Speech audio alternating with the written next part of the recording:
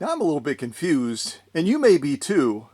This is supposed to be an unboxing of a machine that has never been seen on this YouTube channel before, and yet I'm opening up with a news article out of Washington, D.C., put out by the FBI about a Jill Sanborn being named the Assistant Director of the Counterterrorism Division. And this was put out by the FBI National Press Office. So it's an official announcement about Jill Sanborn. Who the heck is Jill Sanborn? Well, Jill happens to be the wife of a customer that I met, Mike Sanborn, who also is former FBI as well. And Mike and Jill met through the FBI and eventually became married. And Mike served with major crimes out of the Minneapolis office, which is where he met Jill. And then Jill eventually went on. Mike is retired now. Jill went on and just got promoted in the last 6 months. Just got promoted to Assistant Director of Counterterrorism Division. The significance of that is that puts her in the second highest position in the FBI. And she kids with Mike all the time about his interest in vintage sewing machines and his fascination about, kind of goofing around with them. Because Mike is also, kind of like me, has a hardcore military background as well. Mike is a former Marine and was with a number of special units, kind of like Special Forces Green Beret. A hardcore dude.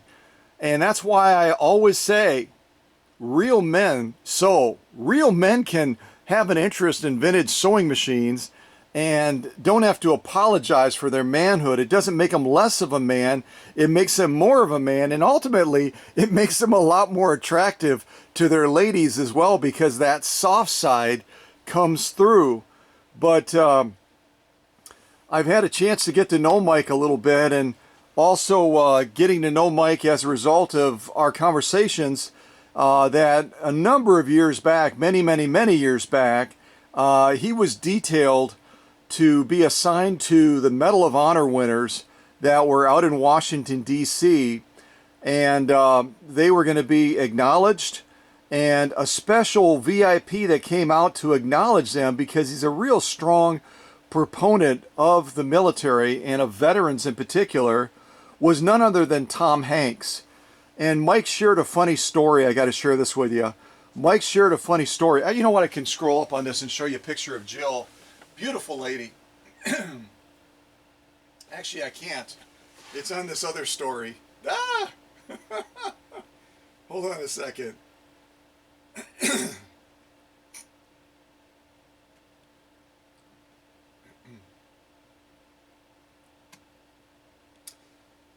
So Mike shared a funny story because I happened to mention to him, and I don't make this real common knowledge, but I have the occasion sometimes to prepare machines for famous people.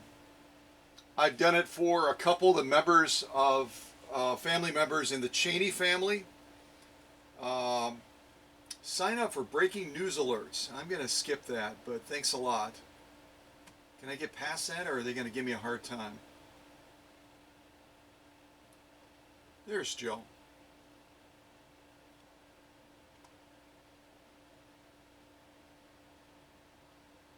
Come on, load the page.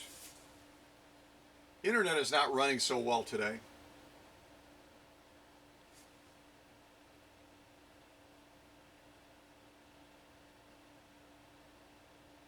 Oh, what the heck? There was a picture of her and then it just disappeared. Maybe the FBI removed it. At any rate, and that's not Joe right there. That's a mouse.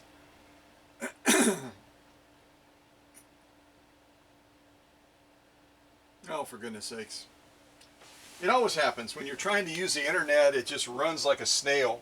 It runs like a snail, and sometimes slower than a snail. But at any rate, Mike shared a story. He was assigned to this this detail where they were going to basically be there to honor and to support Medal of Honor recipients. And the VIP that showed up was none other than Tom Hanks. And we got on the topic of that because I shared, there's Jill, I shared with Mike that I do have the occasion to prepare machines for different famous people. I've done it for a couple of the Cheneys. I've done it for a U.S. Supreme Court Justice. And also most recently, and you may find this shocking, but it's true, Tom Hanks. And Tom Hanks has long time been a collector of typewriters, as Mike knew as well. But now he's taken on the interest in vintage sewing machines. And so we got on the topic of Tom Hanks, and then Mike shared this story and even shared some pictures with me about being out in D.C., having all the Medal of Honor recipients there, and they're trying to get ready to get these Medal of Honor recipients to their next location where they need to be, because the president is going to show up there. And I believe it was Bill Clinton. I'm 99% sure it was Bill Clinton then. And so Mike is scrambling around with some of the other FBI agents, and they're just racing to try to get over to this spot because they don't want to keep the president of the United States waiting. And he sees a guy standing there not really doing much, and so he kind of yells out to him, "Hey, you, can you grab this Medal of Honor recipient, this gentleman, and follow me over to this next location where the president is going to be honoring them?" And the guy, the guy that he yelled at basically said, "Yeah, I can help out." So they're both in caravan racing over to this next location. I believe it's near Arlington Cemetery. And they get to the next location, and Mike finally focuses his gaze on who this guy is, kind of lifts his eyes up and makes eye contact with this guy. It's Tom Hanks. And Tom Hanks apparently just took it in absolute stride that this guy had yelled at him. He was the VIP that was invited to be there. I don't know if he was invited by the president, but was certainly invited by some higher ups. And Mike had just yelled at him, basically, "Hey, get in here and help out."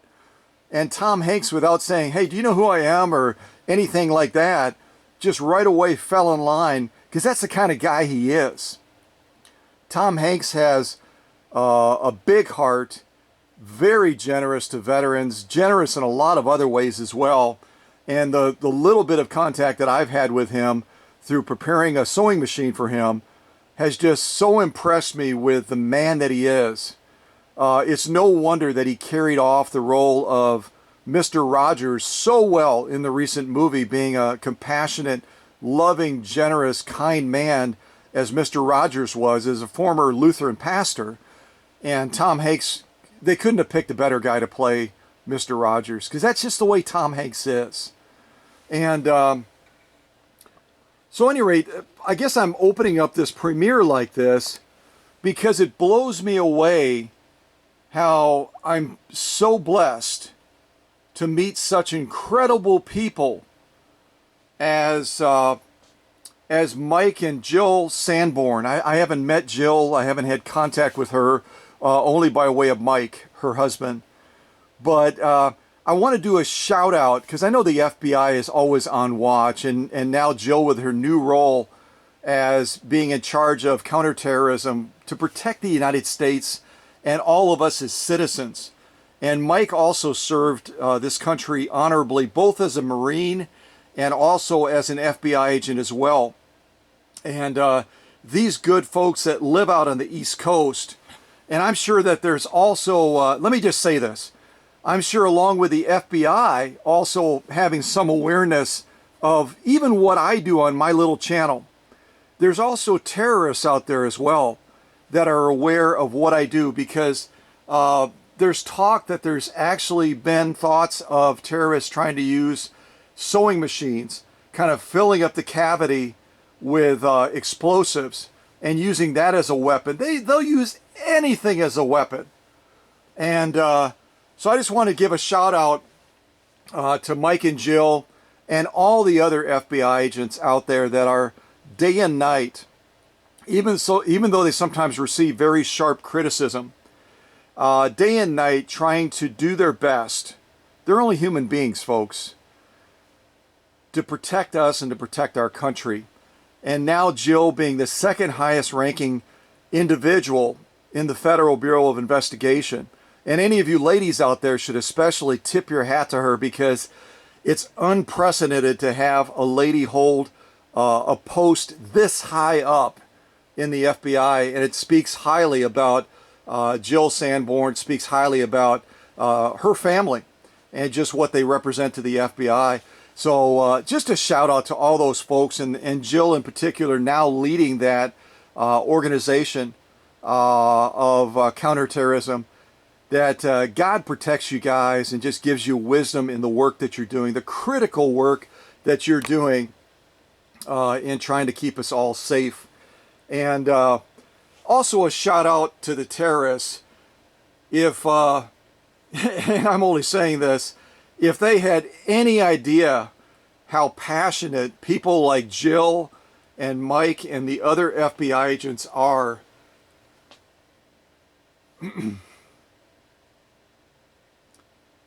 in keeping us safe,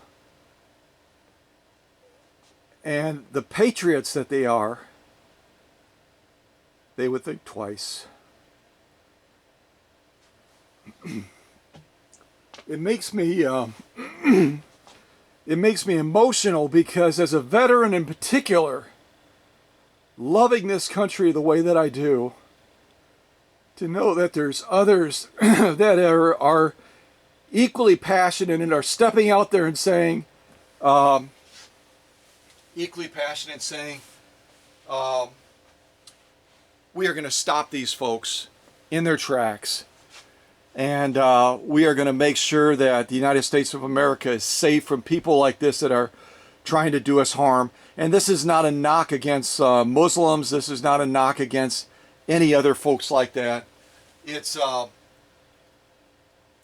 knock against the extremists that in many cases will exploit their faith, will exploit the Quran to do harm. And there's just no excuse for that. I think the FBI just blocked out my computer here. It's gone totally black. But as a veteran, and all veterans out there, I would encourage you to reach out to folks at the FBI, because Jill and others that are leading this cause to keep us safe, they deserve a salute. They deserve kudos.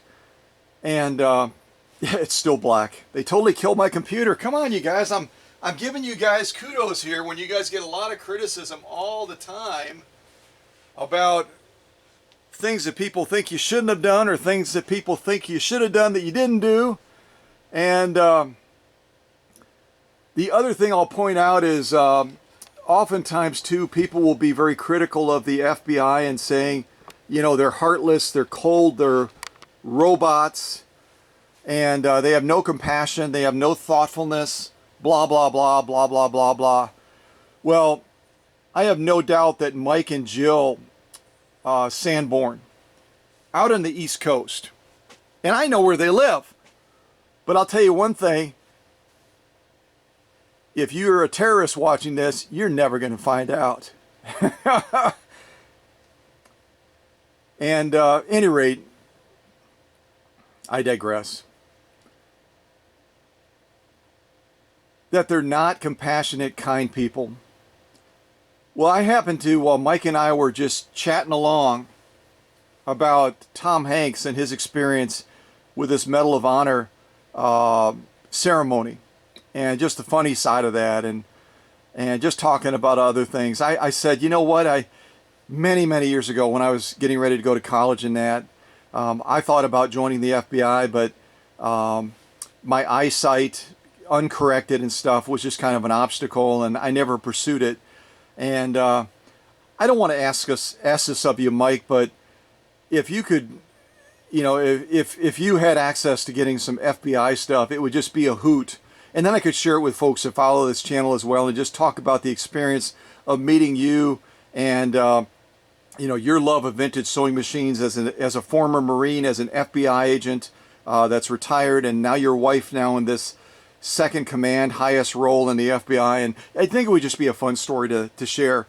And this guy's real busy. He's always involved in different things, in part because of his wife's role now in Washington, D.C., as the second highest ranking person in the FBI. And I thought, yeah, I mentioned that. I was kind of awkward. I'm never gonna see anything. And that's okay. And I totally get it. And I probably shouldn't have asked in the first place. But Mike was so gracious when I mentioned, he goes, I'm going to take care of you. And he did. And let me show you what he sent me. It's really cool.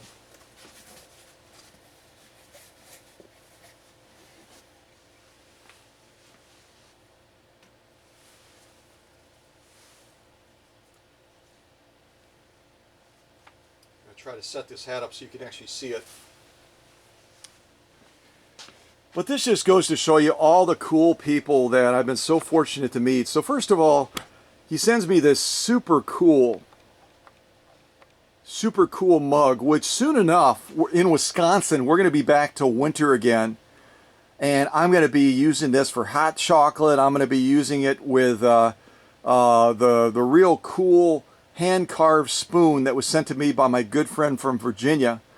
And I'm going to be probably going into the store and getting coffee with it and everything else, and just proudly enjoying it.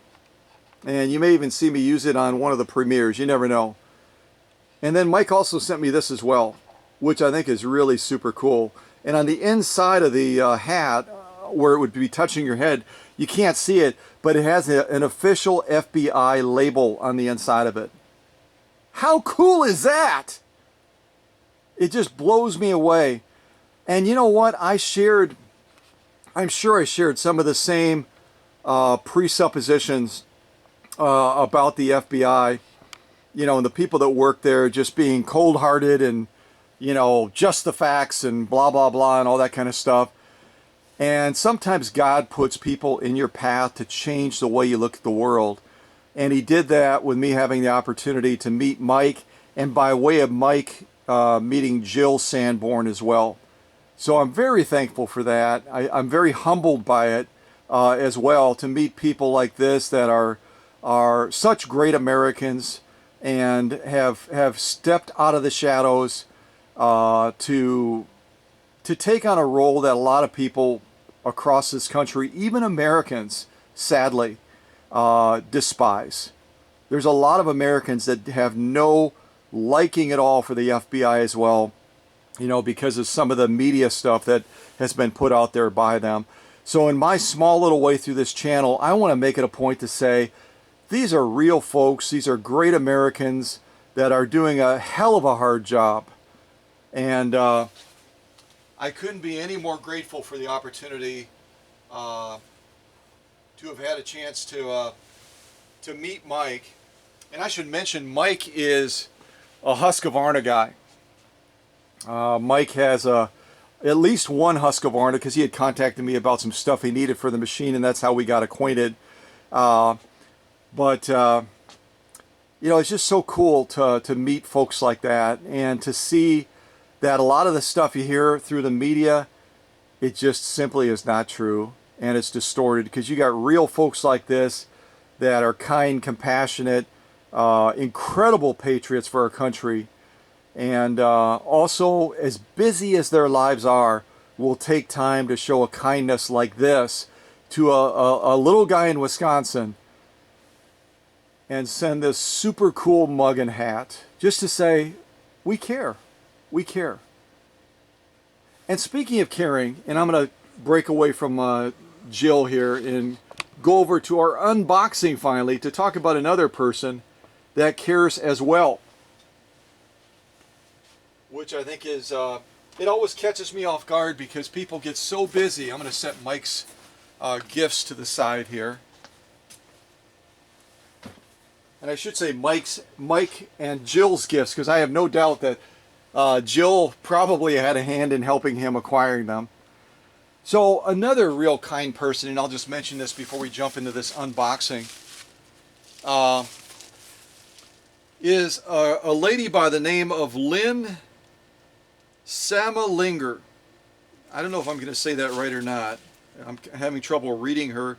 Oh, a Samatinger from South Pasadena, Florida.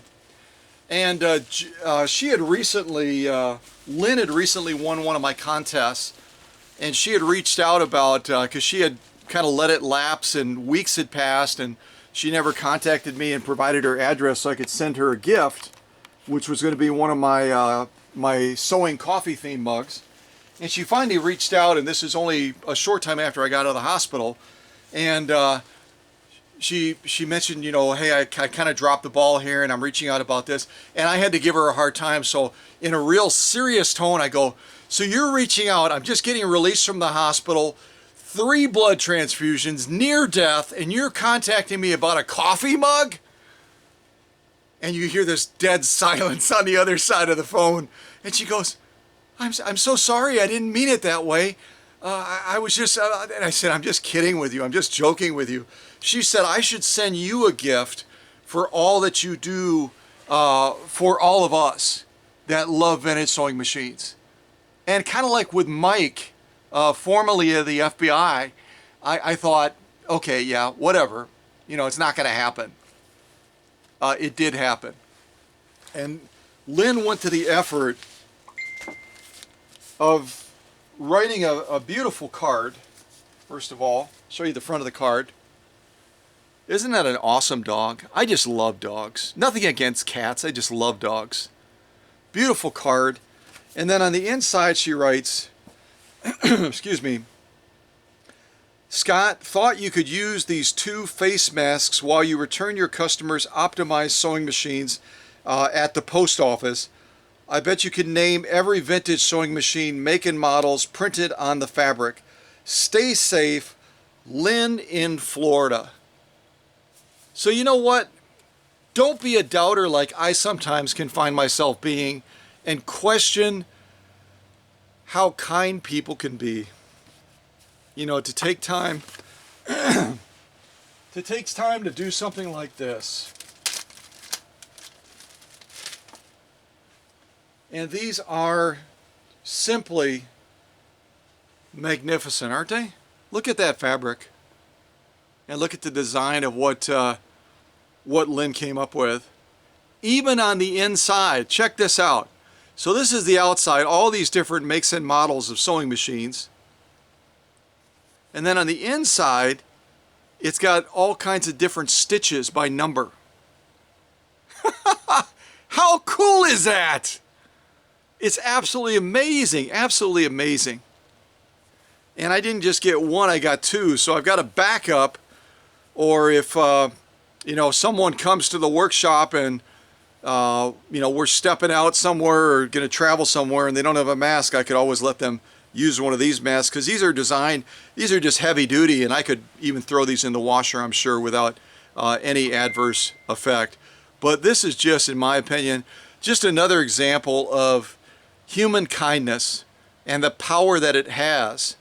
You know, Mike and Jill, you know, a former and a current FBI agent, taking time to show kindness to a guy in Wisconsin, and Lynn from Florida taking time also to show that same kindness. Human kindness is so incredibly powerful, and if nothing else, let me encourage you to find opportunities to do something similar to this, especially as we've gone through this pandemic and all the challenges and all the difficulties that we faced. Be amazed at just how powerful human kindness can be. Okay? And I'm sorry, as I get older and older, I get more and more emotional, but I guess that's a good thing, isn't it? It's a good thing. So again, as we jump into this unboxing finally, just want to give a shout out to Jill and Mike, associated with the FBI, and all of their colleagues that are also fighting the cause to keep us safe as Americans with counterterrorism. And also to Lynn down in Florida for also being so kind in providing those masks that she sewed, particularly to just keep me safe, because I think we had mentioned in one of our phone conversations about me taking machines and occasionally taking parts, kind of like the parts I sent to Mike Sanborn out in the East Coast. I almost slipped out on the East Coast for his Husqvarna. And she was thoughtful enough to make those masks to keep me safe while I'm at the post office. So again, I am humbled and convicted as well by how sometimes I can be a doubter about people following through on what they say in showing human kindness. Very cool. Very, very cool. Okay, so let's finally launch into this unboxing, and let me tell you a little bit about this unboxing. This box, which I'm going to point out probably through the premiere, is probably one of the crummiest boxes from a standpoint of providing protection and stability that I can recall seeing in this workshop for an unboxing. And I don't want to beat up the folks at Goodwill online, who are the ones that shipped this to me at the request of Susan Kaiser. This was shipped from California because Susan bought this machine through Goodwill online, and I have nothing against Goodwill online. I've talked real upbeat and positive about Goodwill online several times, commending people that have shipped machines, or I should say have had Goodwill ship machines directly to the workshop that they bought through that venue. But doggone it, don't sell a customer a machine and then drop the ball when it comes to protecting that machine that they got so excited about and invested in that you know, then all of a sudden the packing takes a back seat to the transaction that you've just done. And maybe this is the exception, but I'm just telling you folks, this box is so flimsy, they would have been better off probably shipping it in a Ziploc bag. You may not be able to see it on the bottom, you probably can't, but even sitting right here, the bottom is just bulging out from the weight of the machine that's sitting inside of here. That, you know, if even from like right here, I'm like an inch up. If this was dropped coming from California to the workshop in Oconto, Wisconsin, I would not be surprised if we find some damage, because the box is so doggone flimsy. Plus, I can press in on it, and I can feel that there's gap points all around the packed machine on the inside. So keep your fingers crossed that I'm wrong, and that somehow the vintage sewing machine angels protected Susan's very, very precious machine coming all the way from California to Wisconsin. But if they didn't, we may find some surprises. I hope we don't, but we might. So let me put on some music. Today, again, I'm going to pick a specific theme of music and try to play that through most of the premiere. And I've mentioned a couple of times a great artist that I've really kind of fallen in love with. Incredible composer, conductor, and musician, Andre, and I won't get his last name right. He's originally from Holland. His last name, I think, starts with an R, but I have been watching every single video of his that I can watch. Do you know why? Not just because of his talent, but because he's a master of incorporating humor and presentation into his music, and incorporating his orchestra and his choral performers into doing funny, entertaining things, and just the whole package of what he presents is just fantastic. It's just fantastic. I've watched a couple of his videos 2 or 3 times, and they run like an hour each, and I don't care. I just lose track of time. So if you haven't seen this Andre that's on YouTube from Holland, incredible violinist and has his orchestra. He's been doing this for like 3 decades. You got to check him out. You got to check this guy out. He's amazing. And so in honor of him, because he loves the waltz, and I'm going to play waltz music for this particular premiere. At least that's what YouTube is saying it is. I hope they're right.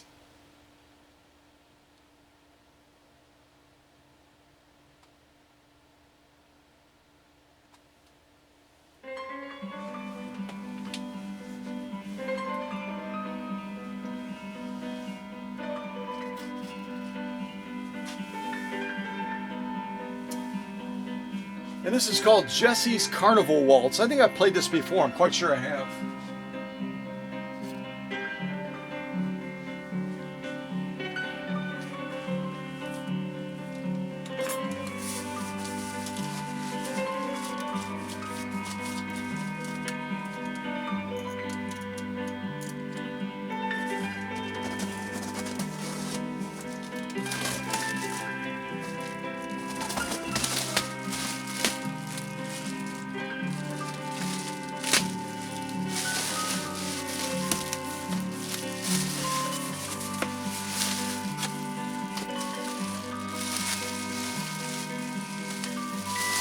You know, there's nothing wrong with these little, I'll just call them little airbags. But as I've said before, if one area of this pops, you oftentimes will lose all of the chambers. And that's kind of what's happening with this one. This side popped over here. See how flat it is? And so this side now is basically losing air and it's losing its effectiveness. So if you use some sort of a filler type packing material like this, make sure that it's chambered separately so that if one of the chambers pops, you don't lose the effectiveness of all of the packing material. It's kind of the way they changed the design of some of those. Remember those inflatable rafts that you may have seen when you were a kid? And originally they would make those inflatable rafts so you would blow it up and it was all one chamber. But then if you sprung a leak, the thing would go flat and you'd be in the water. And then all of a sudden they got smart and they started making the different chambers of the raft. The bottom was a separate chamber, the sides were a separate chamber. Sometimes both sides were separate chambers and the front and back were different chambers. And then if you sprung a leak, you still had flotation. It's the same thing with this stuff. Pick a packing material that is going to maintain protection even if one of the areas is compromised. Okay?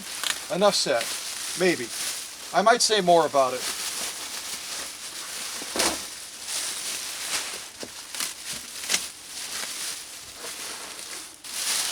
So it looks like the folks out at Goodwill, assuming they packed it, they may be contracted because I'm seeing a double box method.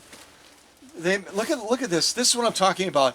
That other box recently that I showed you, I could have grabbed the side of this and literally tilted the box without this thing bowing out. Watch what happens when I do this to show you how low the grade of corrugation is on this cardboard. Watch this.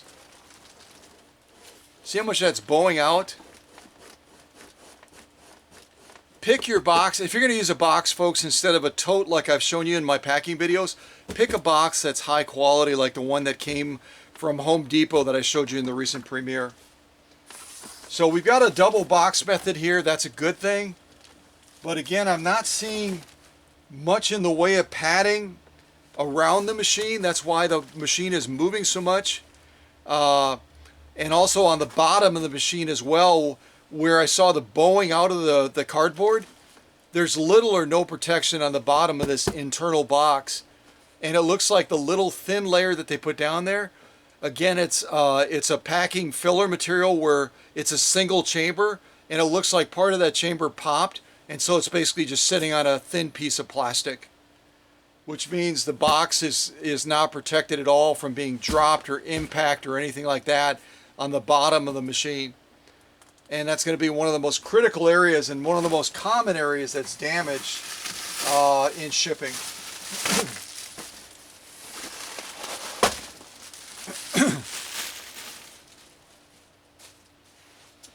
All right, so how about another waltz? This one is going to be number 9 Esther's Waltz. Number 9 Esther's Waltz.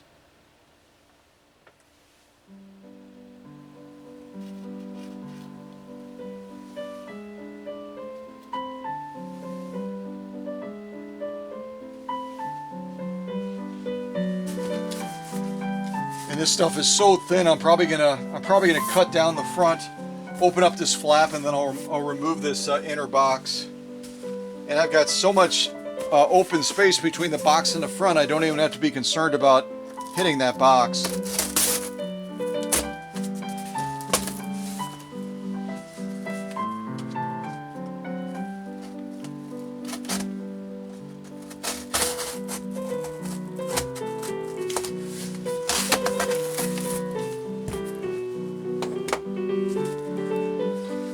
is that thin little layer of plastic on the bottom.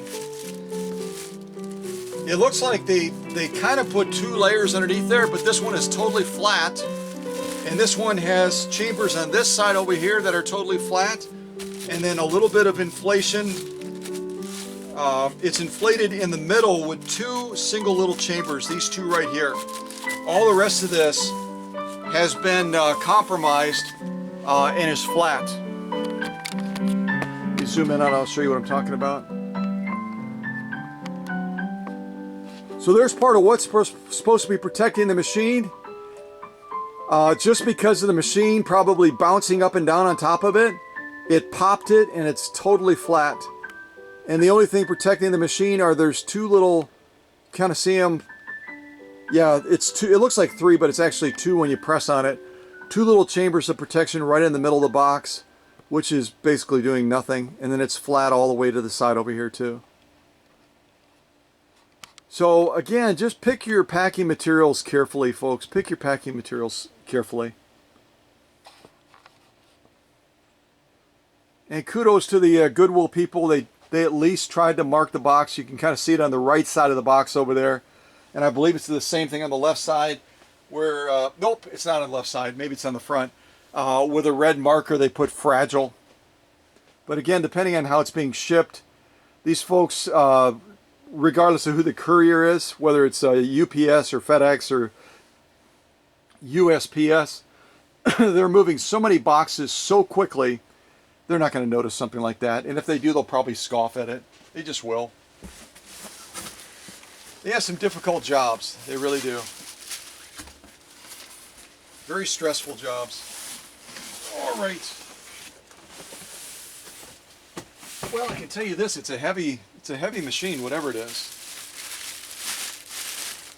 Yeah, this is, I've got my screen turned around.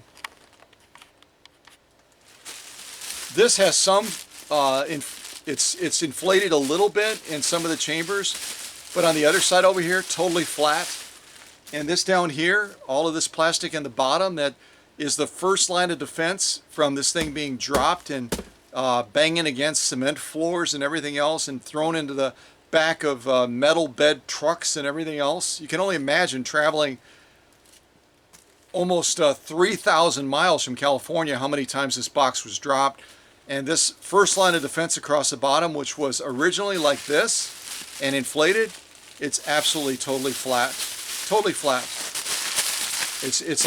It's like throwing a Walmart bag or something like that in the bottom of the box and expecting it to protect that vintage sewing machine. So pick your packing materials carefully, folks, really. And again, if you're going to use a cardboard box, pick a quality box like the ones that they sell at Home Depot, not wherever they got this one. This is just horrible. It's absolutely horrible. It's so flimsy, so incredibly flimsy.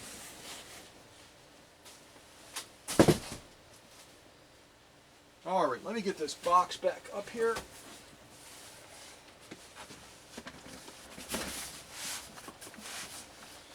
All right, now I'm going to throw in another waltz, and then we'll start working on this inside box and see what we find. So that last one again was number 9, Esther's Waltz. The one before it that we kind of opened with was Jesse's Carnival Waltz, and now we're going to be playing number 1 A minor waltz. Number 1 A minor waltz. Here we go.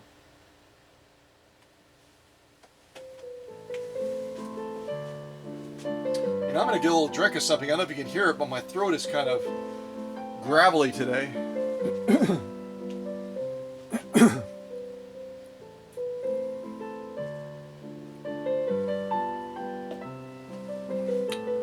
All right, let's continue the unboxing and see what we find.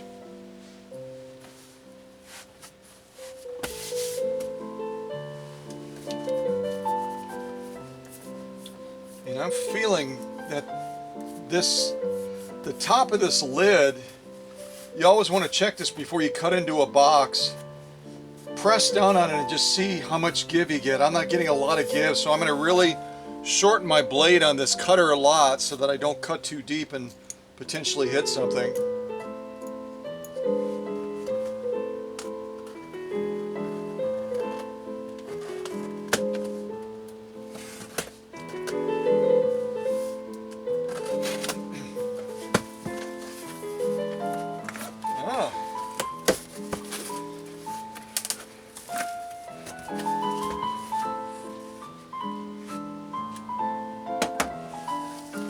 This is interesting. It's some sort of a padding, and actually, you know what? It's probably better quality than the box, the outside box that this machine was shipped in. This has some real nice spring to it. If you can see that in the camera. But I could see this definitely being effective, depending on how many layers of it you have, in taking some impact on top of the case to try to keep that machine safe. So this is good stuff.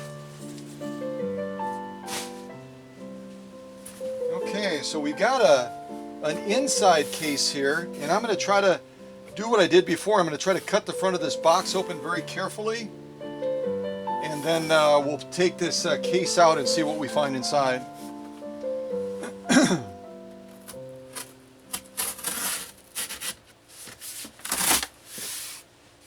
And this is a much better box on the inside than the one was on the outside. I wish they had used a box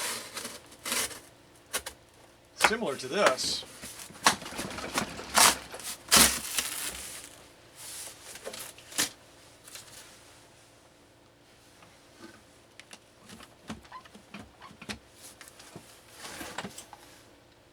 Well, I was going to try to be tricky and cover up the name on the front of the case, but I don't think I'm going to be able to do that. And it looks like the case is really, maybe it was like this, but it looks like it got beat up pretty good on the trip. So I'm almost reluctant to try to lift it because it's separating. I'm going to try to grab it from the bottom. Oh, yeah, this is a heavy, heavy machine.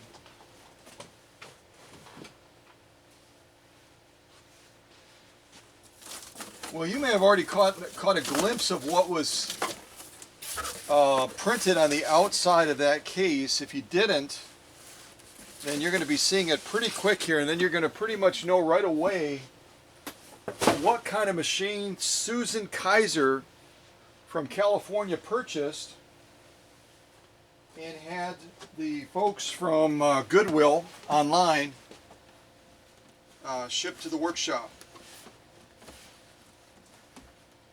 Here, I'm going to ask Dr. Singer to kind of block it just temporarily.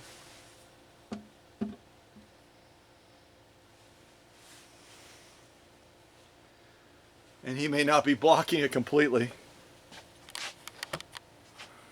Yeah, he's doing a pretty good job of it. Thank you, Dr. Singer.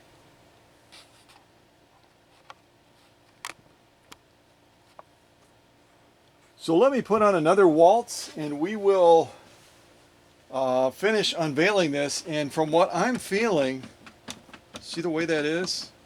Yeah, we did get separation. I'll zoom in on this right over here. I've talked about this before in premieres. When you have a machine in a case like this, you have to strap it on both sides like this from top to bottom to hold that case tightly together so that as it's being moved around and jostled, the weight of that machine doesn't press against the case and cause the case to become damaged. And you do that on both sides. You strap it down on both sides all the way around, really nice and tight. And then I always make it a habit of strapping around the machine as well to reinforce the seams on the case as well. And they didn't do any of that. And the result is we've got some very notable damage to the case on this side. I'm going to zoom in on it right now, just so you can see it straight away, and I'm hoping you'll be able to see it straight away.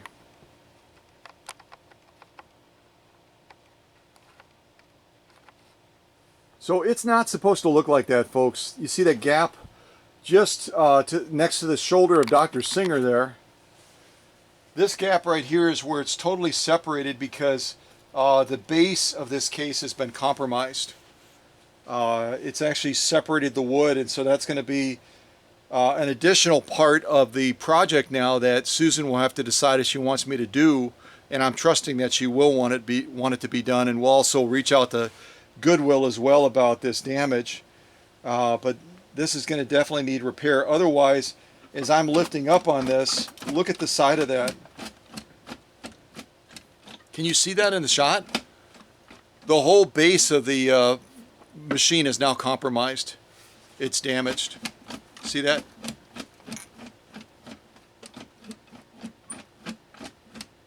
Yeah, it's totally cracked. So Dr. Singer, I'm going to move you back to a safe location, sir. And we're going to open this up and take a closer look at this machine, which, if you haven't typed it in the chat by now, it's probably going to be almost too late. Almost too late. So it looks like our lid survived okay. Our lid survived okay. But the base is definitely going to need some major attention. So what do we have here, folks? What kind of machine do we have here that's never been seen on this channel before? It's never good when they jam the cord. They jam the cord. Let me widen this shot because you're not seeing even what I'm saying right now. So yeah, you can just see how, before I shoot over to the machine, that entire side, see that? And I don't have my camera locked in place. There we go, got it locked in place now. So this is what happens, folks, when you don't take precautions to safeguard a machine and a base and a case. This case was probably perfect when it left California, and now it's just busted to smithereens. This is splintered over here, it's separated, and it's no longer a safe base to support the machine, and definitely not a safe base with the cover to carry this machine with. You would be putting the machine in major jeopardy. And you don't want to do that with a machine like this because, what did they do? Oh, they didn't tie off. Any of you that have received my machines, I'm going to go on a little rant here. Any of you that have received my machines will always notice that I have the machine threaded up so it's ready to go to work right away, and that any of the points of the thread, from the point of the spool all the way down to the needle, I have different tag points with painter's tape, that blue painter's tape that's safe for paint and stuff. I have that thread tagged down so that it doesn't come loose in the transit, and you end up opening it up and it looks like a bird's nest.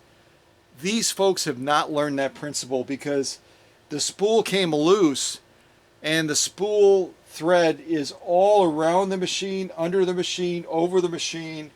It's yikes. It's a mess. It's a mess. All right. So let's take a closer look now. You can kind of see part of there's the spool right there that originally was on the top of the machine. All the way over there now.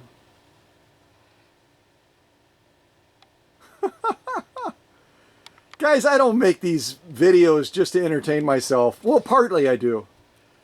But I make the packing videos in that so that it's going to really give you a resource to be set up for success. I'm intentionally kind of going around the branding mark right now, as best as I'm able. Uh-oh. Uh-oh. What did we find? Made in Western Germany, Adler Matic. Adler Matic. So we have a West German machine, happens to be an Adler Matic, made by none other than Adler. Have you ever seen one of these machines before? I'm going to come out of this shot and try to untangle that cord, which they also did not in any way tie up or secure in some way, so it's just flopped all over the machine. And you know, the end of it, the plug-in point, who knows, it was probably scratching the machine all the way from California. I don't know. I just don't understand how people can look at something like this and not say, oh yeah, we should probably going to get bounced around a little bit. We probably should do something about that. I got to cut this thread because it's wrapped all the way around the machine, just like a mess.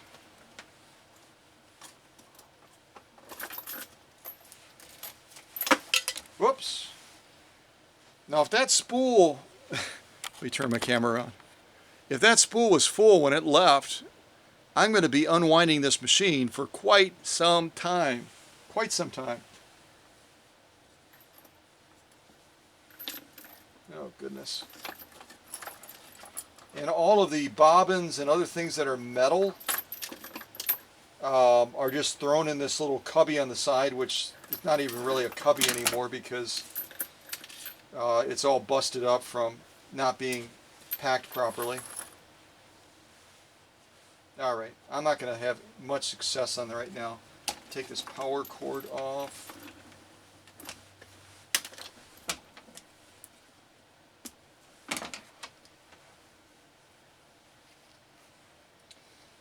So if you ship a machine, folks, anchor down the thread. If you want to ship the machine threaded like I always try to do, anchor down the thread because it will just create a mess for the recipient on the other end. It's totally preventable.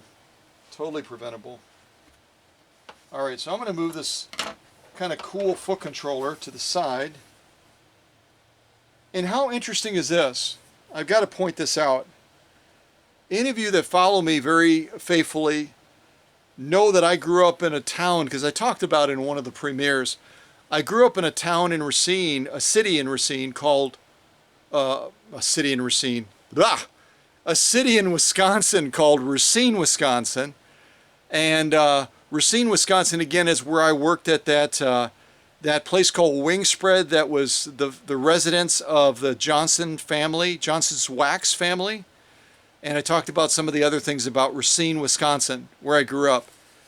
This foot controller for this West German machine was made in Racine, Wisconsin. I don't know if you're able to see that or not. I think you can.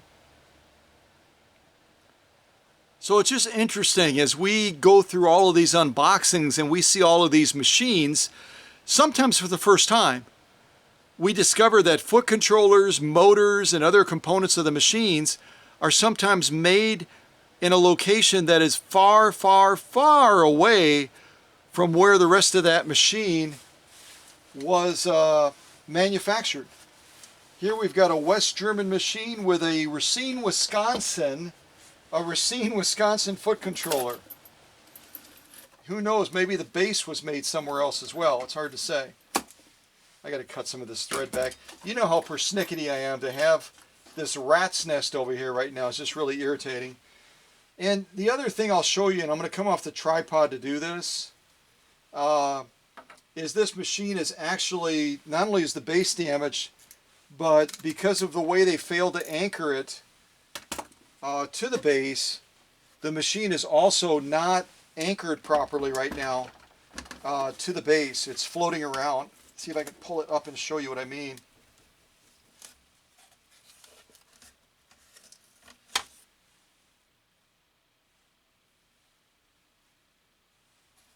Yeah, it's hard to see it, but it basically, well, I'll show you when I come in on it.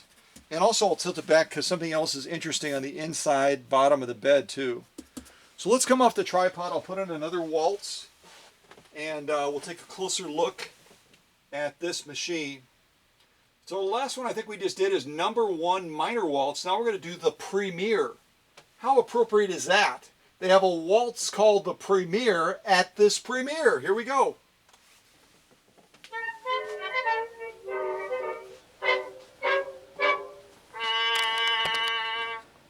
All right, let's get closer to Susan's Adler. And there is a specific model number for this, which I would not expect you to be able to guess.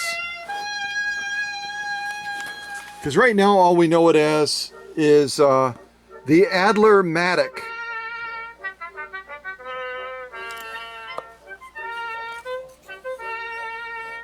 Oh yeah, it's going to be a place to apply. It should come off, doesn't it? Yeah. This should be where you can put cams on.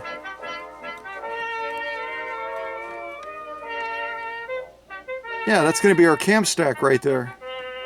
But I don't think Susan got any cams with this. I don't believe she did.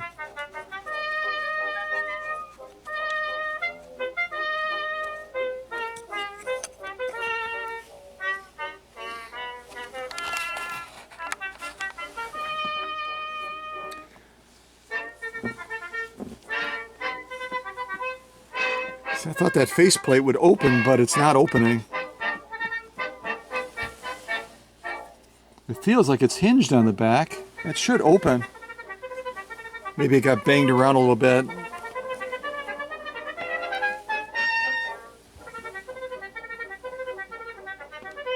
Well, we'll figure it out. So what I was going to show you is, look at how this is, see how this is supposed to hold the machine securely right here. And it was rotated the direction that you see it right now. And then see how it's sitting below the top of the base top? It's basically collapsed. See, it's supposed to be sitting on top of this little ridge. That ridge is designed for support, and the machine is actually sitting below it. So the whole base has been compromised. The whole base has been compromised. And see, here's one of those ugly stickers right there that these people put on. Clock, Shave and Sew Shop, Main Street, East Main, in El Cazon, California. I don't know if I'm saying that correctly or not. And see, they put it right on the front, right on the bed. Like, we're more important than the machine is. And I'm not going to show you the inside of the pillar because that has the specific model number. And I want to hold that back just for a little bit. So here's some of our controls for stitch length, stitch width. This is going to be also going to give us an opportunity to go into reverse and just a variety of different functions. Here's our bobbin winder.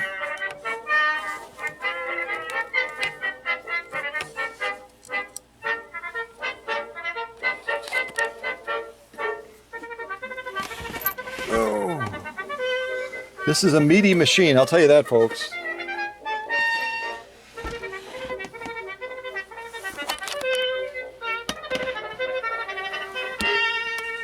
So here you're going to be able to see again, see what's happened to this side of the base that's designed to support the machine. And again, this was, in my opinion, this was totally preventable.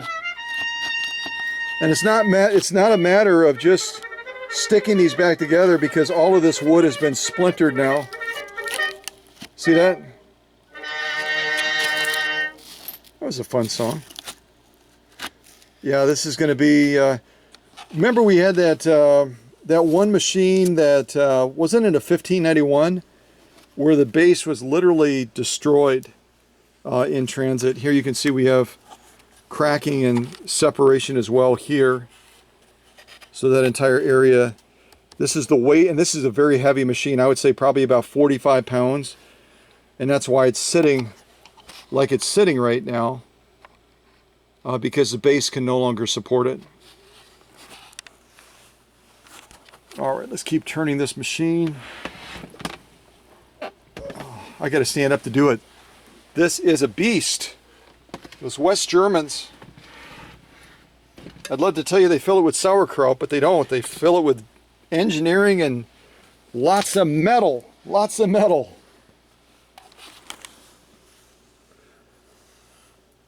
So here we're looking at the rear of the machine now, and kind of like the foot controller being made in Racine, Wisconsin, we have a motor on the rear of here that also was made in the US. And it's a meaty motor. We've got 1.3 amps, made in the USA. Oh, I didn't even look over there. Also from Racine, Wisconsin, my hometown that I grew up in. So it'll be fun to eventually fire this up and just see what kind of output we get from a motor like this. 1.3 amps is nothing to scoff at, that's for sure.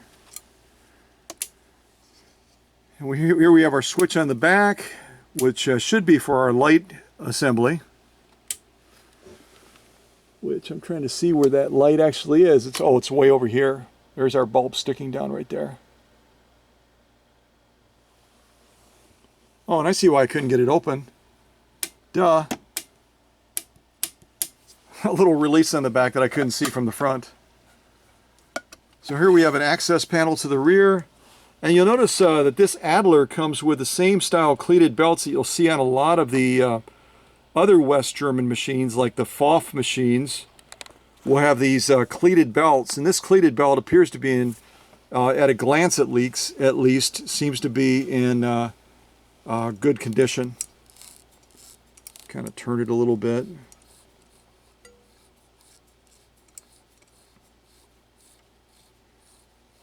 Yeah, it's hard to beat those cleated belts because the cleats fit right into grooves that are on that inside of the flywheel, and there's just no slippage whatsoever. And we've got a little bit of rust. See if I can grab my flashlight. Although I think you can see it pretty good.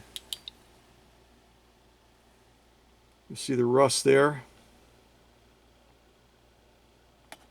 And there as well. Part of that is dried, part of that on the right there is dried grease, but we do have rust underneath it as well.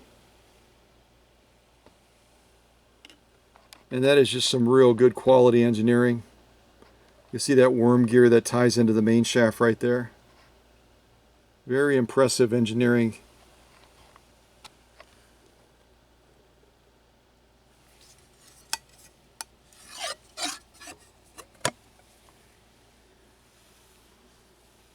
Okay, so now I'm going to show you the inside of that pillar so you can see specifically, because I'm guessing that no one was able to guess the specific model number. You know, on the front it says Adler-Matic or whatever that was. But this is specifically an Adler model.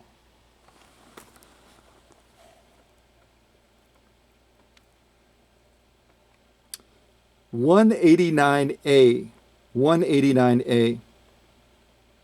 And I'm going to see if we can flip the machine around and we can look at the front underneath the edge of the bed, because there's also some interesting stuff on there as well. I'm going to have to be real careful how I lift this, or this machine is going to literally separate from this damaged base. All right.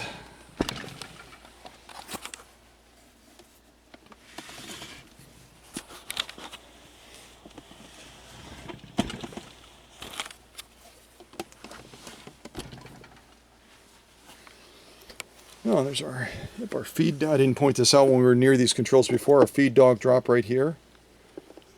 Let me give you a couple of choices. So let's tilt this back a little bit. First of all, see if I can open that faceplate now that I've actually figured it out. And isn't this interesting how they engineered this faceplate to open? Instead of opening from the front and then rotating to the rear, this one opens and tilts towards the front of the machine. That's really cool.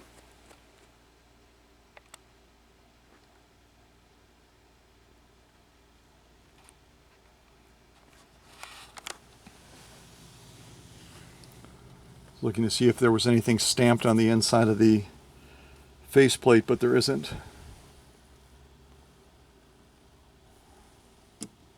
So that's a nifty design. I don't know if you've seen machines that open with a faceplate like that before, but this is one of the first for me. So that's kind of a neat one-off that the Adler folks came up with. Very cool.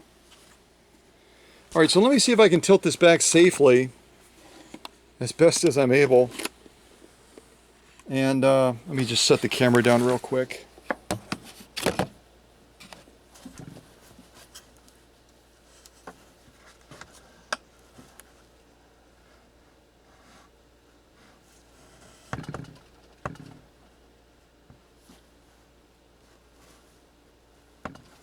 Okay, I think that's safe. I hope that's safe. So now we're kind of looking at the bottom area of the machine. You can see that was a very nicely made wood base. Any of you that work with woods, there was some thoughtful design put into this base. And back over here you can see as well there's separation. See that? A dust bunny! Ah! So some real thoughtful design put into the base that this machine is in. And a base that's going to need a lot of TLC now. And there you can see the run of our bottom cleated belt that we looked at from the top just a second ago. So what I was going to show you is we've got a foot controller, we've got a motor from Racine, Wisconsin, and now we have the announcement kind of tucked underneath the edge of the bed where most people aren't going to see it, that this machine was distributed by Belvedere Sewing Machine Company. And I've actually had a Belvedere in the workshop before, out of Los Angeles, California. So where this machine was distributed and where it left the Goodwill online people out in California, we're not too far apart. And now we've got this machine over here in Wisconsin, and we're going to see what we can do with it. And then we'll be sending it eventually back to California again. It's amazing, the circle of life, isn't it? Yeah, I can't see all the goodies. I can see all the thread. So again, if you're going to ship stuff like this, folks, and you want to put it in the cubby, no worries. But wrap it up with some stretch wrap or something, and so that you immobilize it. Don't just throw it in here like this, because those are metal bobbins that can do a lot of damage to a machine finish. And here I'm just getting a quick little glimpse at some of the wiring, which looks problematic. You can see it right there. It's got that melted look. So this is going to be a machine also that is going to need some significant attention as far as the wiring as well. It's going to be an area of spending some time.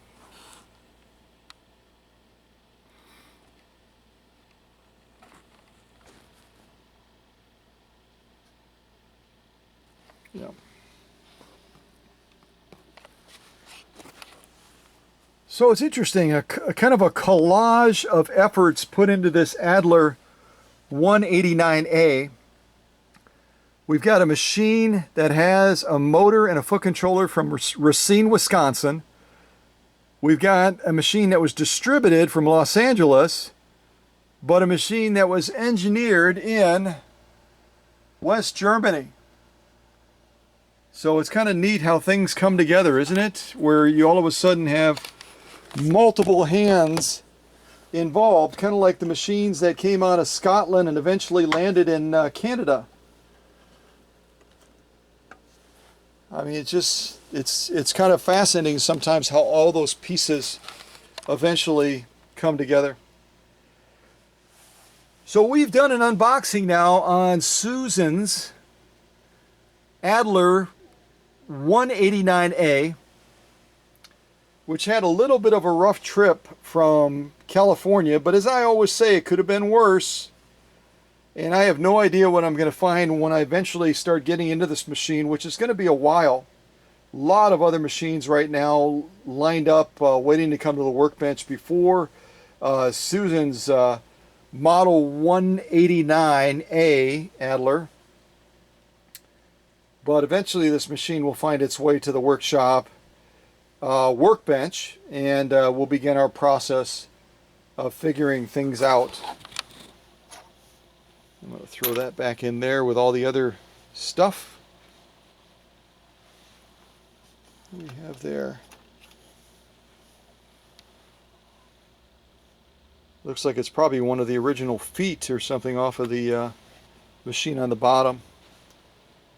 All right, well, thanks for watching this. I'm going to go ahead and put the camera back up on the tripod, grab one more waltz to kind of wrap this up.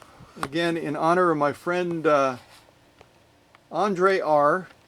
That's his name, Andre R. That does some amazing music work. And if you're not aware of it yet, we do have a major contest underway right now. We have a major contest underway right now where I'm giving away an 1885 Singer hand crank, a 12K, and there's an opportunity to submit a creative writing and to potentially win that machine. And it's all based around Bill O'Rourke's hometown of Kissimmee, Florida. So if you haven't checked out that premiere yet, then you'll definitely want to check it out and try to throw your hat in the ring to win this amazing machine that I bought for my personal collection that came all the way from England, and now I'm going to be giving it away. So the final waltz is called Spanish Rose, and I hope you enjoy it.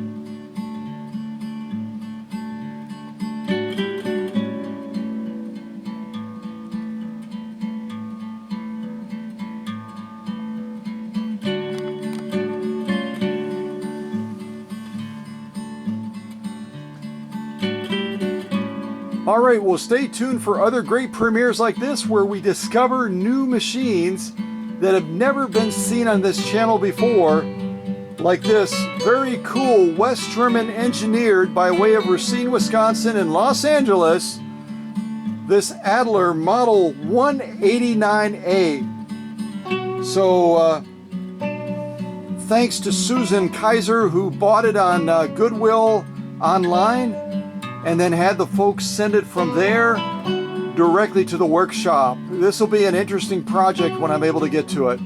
All right, God bless, and remember, you're never old until regrets take the place of your dreams. So hang on to your dreams, and more importantly, take action on them. God bless. Take care.